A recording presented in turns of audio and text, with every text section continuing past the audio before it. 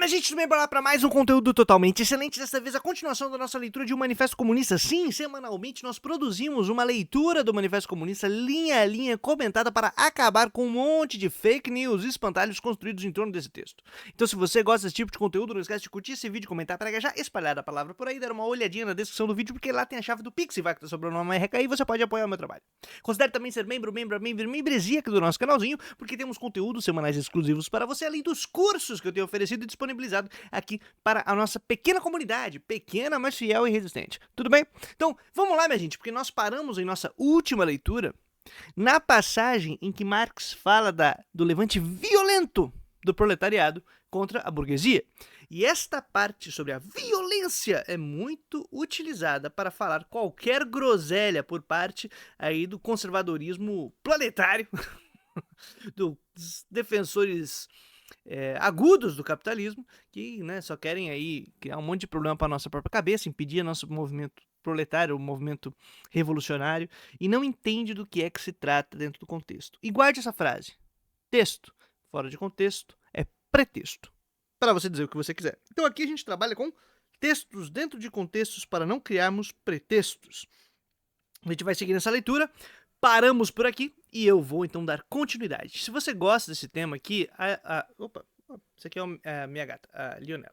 Se você gosta desse tipo de tema, não esquece de dar uma olhadinha na playlist que eu vou deixar aqui na descrição. Você pode assistir desde o início cada um dos vídeos que a gente tem feito, ou seguir aqui no nosso papo, tá? Você pode assistir esse aqui e depois voltar, não tem problema não. A gente cria um conteúdo que faz sentido, ele faz sentido nele mesmo, cada um dos papos, são temas interessantes, e Marx e Engels, quando escrevem esse bendito esse texto, o Manifesto Comunista, ajudam bastante a gente a poder fazer isso da maneira como eles dispõem cada uma das temáticas, tá bom?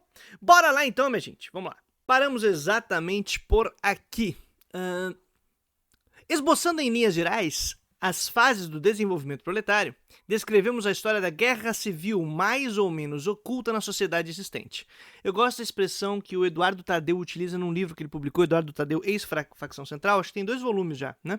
Que é A Guerra Não Declarada na Visão de um Favelado. Ele não está falando no termo proletário, ele não está falando nesse sentido do manifesto propriamente dito, o que não significa que o favelado não seja propriamente proletário, que não esteja incluído nesse tipo de dinâmica que o capitalismo força a que nós, trabalhadores e trabalhadoras, estejamos explorados, desprovidos inclusive de condições de produção e reprodução da nossa vida.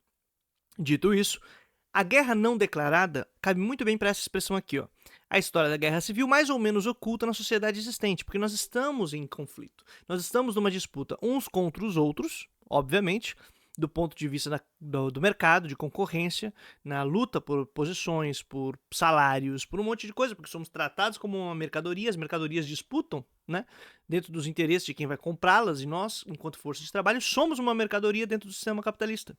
E aí nessa dinâmica, a gente lutando uns com os outros no ambiente do mercado, como força de trabalho que é rival da outra força de trabalho, a gente também tem, além disso, a luta do ponto de vista da reprodução social, que é a luta das classes ou entre as classes. A classe dominante, que detém seus privilégios, que dentro da sociedade capitalista diz respeito à capacidade de coordenar a divisão social do trabalho por meio do domínio, do controle, da propriedade privada sobre os meios de produção. Por quê? Porque toda a produção ela é social, ela é inteiramente coordenada numa divisão de trabalho. Só que quem decide sobre essa divisão é quem tem um meio de produção. Quem decide os destinos dos investimentos, do capital, que é socialmente produzido, dos produtos que são socialmente produzidos, da riqueza social. Então o trabalho é todo social, mas a decisão sobre o trabalho social é de acordo com os interesses de quem é dono de meio de produção, porque vai destinar os investimentos, vai destinar as coisas.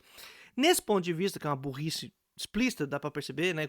Só nessa frase que eu disse como é apropriado o processo, a decisão sobre a sociedade, né, sobre os rumos, o futuro da nossa produção, do nosso desenvolvimento, está de acordo com os interesses individuais de donos de meio de produção. Aí, meu amigo, já dá um problema daí para frente. Nessa dinâmica, há uma luta entre estas classes, porque quem tem esse poder quer mantê-lo. Então ele faz toda a força para que os demais sejam mantidos, seja uma força explícita, seja oculta. E aqueles que estão lutando entre si embaixo, querendo ou não, também querem tomar este posto. Ou ainda, se tem consciência de classe, querem acabar com essa estrutura que o submete. Que é muito mais inteligente. Mas é um outro ponto, tudo bem? Então, só a gente perceber que é disso que Marx está tratando. Então, há uma guerra civil instaurada, mesmo que ela seja oculta. É isso que ele está dizendo. Até a hora em que essa guerra explode numa revolução aberta e o proletário estabelece sua dominação pela derrubada violenta da burguesia. Isso não é uma prescrição. Preste muita atenção. Existe uma diferença importante entre descrição e prescrição. O que Marx está dizendo é, meus amigos, no limite, dadas as tensões e a luta de classes, no momento que nós chegamos num nível de exploração e de impossibilidade de produção e reprodução da vida, a tal ponto que esta guerra, que está mais ou menos oculta, vem à tona, há um levante, como em toda a história ocorreu, das classes dominadas contra as classes dominadoras. E lá nos primeiros vídeos a gente viu que o resultado pode ser a dissolução dessa sociedade, em nada construído com relativa consciência sobre, ou um processo de transformação e de revolução, propriamente dito, no qual aí há uma certa consciência de para onde vai e um dos polos vence. Ou os dois polos se destroem e acaba essa forma social e sabe Deus o que acontece depois, ou um dos polos ganha. E esse um dos polos pode ser tanto o proletário quanto a burguesia, no caso aqui que Marx está ilustrando, mas pode tanto uma classe baixa ou a classe oprimida se dar bem, quanto a classe opressora. E esse processo vai seguindo. Então a gente vai vendo que a dinâmica de luta de classes. Luta de classes, novamente, como a gente já disse outras vezes, não é um convite para a luta. É uma análise, é uma categoria de análise social, é uma categoria para interpretar o que acontece na sociedade humana, em diferentes formas sociais, né? Então você entender como funcionam certas dinâmicas. E aqui é isso que Marx está dizendo. Então o limite, meus amigos, é a derrubada violenta da burguesia. É isso. Mas então isso está destinado a ser assim? Já falaremos sobre isso. Todas as sociedades anteriores, como vimos, se basearam no antagonismo entre classes opressoras e classes oprimidas. Veja o que aconteceu no passado. Logo, vamos descrever como se dá o processo da luta de classes. É isso, entendeu? Não é uma prescrição, é uma descrição. Um esforço interpretativo. Mas para oprimir uma classe é preciso poder garantir-lhe condições tais que lhe permitam, pelo menos, uma existência servil. Então o que Marx está dizendo é, olha, para você poder oprimir, os caras têm que estar vivos, porque se não estiver vivo, não tem como você oprimir quem é oprimido, né? O oprimido, ele precisa continuar sendo oprimido, ele precisa estar vivo, para ele continuar ali na situação de opressão. Se você acabar as condições dele se reproduzir, dele viver, aí não existe mais o polo do oprimido. Então, o mínimo para a reprodução social dentro de uma sociedade de uma forma estabelecida é que haja condições de produção e reprodução da vida. O servo em plena servidão conseguiu tornar-se membro da comuna. Da mesma forma que o pequeno burguês, sob o jugo do absolutismo feudal, elevou-se à categoria de burguês. O operário moderno, pelo contrário, longe de se elevar com o progresso da indústria, desce cada vez mais, caindo abaixo das condições de sua própria classe. O trabalhador torna-se um indigente e o pauperismo cresce ainda mais rapidamente do que a população e a riqueza. Fica assim evidente que a burguesia é incapaz de continuar desempenhando o papel de classe dominante e de impor à sociedade como lei suprema as condições de existência de sua classe. Aqui, meus amigos, é uma análise que Marx está fazendo, dentro desse ritmo aí do que está acontecendo no capitalismo industrial do século XIX, todo mundo está lascado, está sendo super explorado e cada vez jogado mais para baixo da escada, né? Tá arremessados para o fundo do poço. Não tem o que fazer. Essa galera vai se levantar, só está aumentando o número de gente se lascando. Não existe nenhuma condição de produção e reprodução melhor da vida. Porque o trabalho assalariado, o trabalho livre é o quê? Você está livre dos meios de vida, você é obrigado a vender sua força de trabalho. Você tem que ir no mercado para conseguir o mínimo para sobreviver. Essa é a forma burguesa, essa é a forma capitalista. É assim que se organiza. Só que você tendo cada vez menos condições de viver, de produzir e reproduzir sua vida, seus filhos, sua prole, por isso proletariado, que a única coisa que você tem é seu filho, sua filha, sua família, e tá tendo impossibilidade de viver, você vai ter que virar o jogo, entendeu? Tem que derrubar a mesa. Nessa dinâmica, o que o Marx está dizendo, continuando essa dinâmica, a burguesia não vai conseguir controlar. É isso. Mas o que acontece? As revoluções dos trabalhadores vão acontecendo, as lutas aumentando, até que em 1917 surge o tal do Bloco Soviético, a União Soviética, como uma revolução proletária, com todos os problemas e contradições históricos óbvios de qualquer processo social, qualquer. ainda assim, realizou a Revolução Proletária, a Revolução Comunista, com pretensão, sim, de implementar outro modo de produzir e de organizar a sociedade, de planejar a nossa vida social. Dito isso, os outros países precisam fazer alguma coisa para conter a possibilidade do proletariado se levantar. Vem a Segunda Grande Guerra, e pós-Segunda Grande Guerra, como se estabelece no mundo? Para fazer frente à possibilidade do levante popular, das vitórias que os trabalhadores têm uma atrás das outras, por direitos trabalhistas, por direitos de viver, de produzir, reproduzir sua vida em família, essa coisa toda, dentro da sociedade capitalista. Os países do centro do mercado mundial implementam reformas, planejamento econômico, o que foi chamado a partir dos anos 50 de capitalismo com o rosto humano. Tentou dar um humanismo para esta porcaria de sistema que funciona produzindo e reproduzindo destruição por onde vai. E os custos desse estado de bem-estar social, que seria para conter o avanço dos trabalhadores dentro dos países do centro em processos revolucionários, foi a superexploração das periferias, dos países que eram então herdeiros do processo de colonização e que depois ficam sob o jugo do imperialismo. Porque o capitalismo não consegue, é impossível, é inerente do seu modo de produzir e reproduzir a vida, explorar o trabalhador ou a trabalhadora como um fator de produção, como a força produtiva, como força de trabalho que tem que se vender. Nós somos mercadoria nesse sistema, minha gente. Então não tem o que fazer, tem que extrair do trabalhador, do trabalho humano. E tem que extrair da natureza, porque a lógica é pelo lucro, pelo ótimo, pelo uso dos recursos, uso ótimo de recursos para obter da melhor maneira ótima o fim desejado, e o fim já está determinado porque o fim é lucro, o fim é aumento, produção, aumento e reprodução ampliada de capital. Então, ao fazer isso, está determinadas as regras do jogo, não há o que fazer, só vai destroçar, não tem limite para esta porcaria de racionalidade e objetivo dado. Aí eficiência e competitividade é a regra do jogo.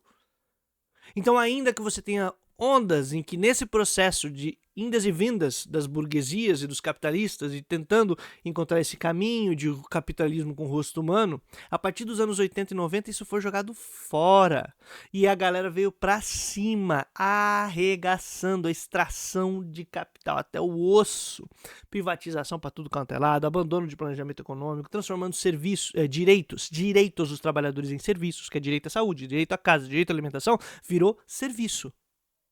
Serviço que você pode contratar, você pode vender para o setor privado, né? E aí, todo o aparato do capitalismo com o rosto humano que durou um pouquíssimo tempo foi jogado fora. E hoje a gente tem um sistema de financeiro, um capitalismo financeiro global que extrai capital mais violentamente ainda. E está colocando a gente numa crise de planeta, não só da reprodução social, da reprodução da vida, porque esse sistema é imbecil. Então, o que Marx percebe é que, assim, se a burguesia continuasse naquele processo ali, não tem o que fazer, os caras vão se levantar e vão querer derrubar vocês, mano. E isso acontece. Entendeu? E aí o jeito de conter foi aumentar a violência e depois começar a criar reformas, porque só na violência viu que deu errado. Aí vem guerra, vem o escambau a quatro, vem um monte de problema, mas aí vai tentando encontrar um capitalismo com rosto humano para tentar segurar a onda no centro do mercado mundial. Beleza? Que não significa que a crise não continue, que os problemas não sigam frequentes e que hoje o pessoal tenha tanto medo do comunismo. Até hoje. Mas vamos lá. Não se pode exercer o domínio porque não pode mais assegurar a existência de seu escravo, mesmo no quadro de sua escravidão, no caso a burguesia em relação aos trabalhadores, porque é obrigado a deixá-lo afundar numa situação em que deve nutri-lo em lugar de nutrida por ele. A sociedade não pode mais existir sob sua dominação, o que quer dizer que a existência da burguesia não é mais compatível com a sociedade. Não dá para ter mais, gente. O modo de produção exige que ele seja superado. A condição essencial para a existência e supremacia da classe burguesa é a acumulação da riqueza nas mãos de particulares. A riqueza social, acumulada, decidida, coordenada por particulares, individualmente, dada a propriedade privada dos meios de produção, é a forma de propriedade privada burguesa. A formação e o crescimento do capital. A condição de existência do capital é o trabalho assalariado, que é o que a gente estava comentando agora há pouco. Este baseia-se exclusivamente na concorrência dos operários entre si. O progresso da indústria, de que a burguesia é agente passivo e involuntário, substitui o isolamento dos operários, resultante da competição, por sua união revolucionária e resultante da associação. Assim, o desenvolvimento da grande indústria retira dos pés da burguesia a própria base sobre a qual ela assentou seu regime de produção e de apropriação de produtos. E aqui hoje a gente poderia fazer uma crítica a esse ponto, por exemplo. Porque o modo como o capitalismo foi se reproduzindo e ao enfrentar o bloco socialista, ao enfrentar o movimento dos trabalhadores, ao enfrentar as revoluções e as potenciais revoluções, ao enfrentar as situações limites que ele viveu, que ele cria e tudo mais, cada vez mais se fragmenta o trabalho. Cada vez mais nós estamos isolados. Há uma nova forma de coordenar esse trabalho, dissociando os trabalhadores e as trabalhadoras, acabando com o sindicato, acabando com a associação, fazendo com que os trabalhos estejam cada vez mais dispersos, com uma alta divisão técnica de trabalho, e que muitas vezes, quando está em um home office, essas porcarias ficam ainda mais distante. Então não há uma organização relativa dos trabalhadores, cada vez mais autônomos, e essas porcarias que foram inventando. Então são mecanismos de desarticulação da classe, o que não significa que a gente também não encontre outros mecanismos de articulação da classe. E eu digo isso agora como um apontamento que eu acho importante, que é você olhar para os Estados Unidos e no Brasil, o tanto que rico, bilionário, capitalista, está tendo que se mexer para não perder seu privilégio. Prestem atenção nisso. Se Elon Musk, se Bezos, se Zuckerberg, se Trump, se todas essas porcarias estão aparecendo aí, explicitamente querendo controlar o Estado, tendo que meter a mão na massa, estão tendo que trabalhar pela primeira vez na vida, é porque estão com medo. A água bateu na bunda. Se por um lado piora as nossas situações, a gente vê que, meu Deus do céu, só desgraça daqui pra frente. Por outro, se eles estão tendo que trabalhar é porque a água bateu na bunda. Eles nunca trabalharam na vida. E isso abre possibilidades. Fica aí algo para refletirmos em breve. Vamos terminar aqui a frase e a gente fecha esse videozinho que tá muito bala. A burguesia produz, sobretudo, seus próprios coveiros. Seu declínio e a vitória do proletariado são igualmente inevitáveis. Aqui é aquela frase apoteótica e apologética, da qual eu terei que discordar de Marx em seu momento de pregação, porque eu vou falar, não é inevitável. Afinal, esses imbecis são capazes de destruir a vida antes que a gente consiga superar esse sistema imbecil. Contudo, ao mesmo tempo, eu também acredito muito que nós pretendamos continuar em vida, então é possível superar esse sistema imbecil. É possível se organizar direitinho, todo mundo vive. Se organizar direitinho, a gente acaba com essa birosca. E hoje nós temos exemplos de modos de organizar a vida no planeta, alternativos e projetos alternativos, que voltam a fazer com que os trabalhadores sonhem, imaginem, para além da ordem capitalista. Mas isso a gente vai ver em outro momento adequado. Porque vamos deixar a parte 2, proletários e comunistas, para o próximo vídeo. Não esquece de curtir, comentar, espalhar a palavra por aí, dar uma olhadinha na descrição, porque lá tem um Pix e vai que tá sobrando uma merreca por aí. E a gente segue aqui, trazendo a boa nova todo dia útil até a vitória final. Valeu!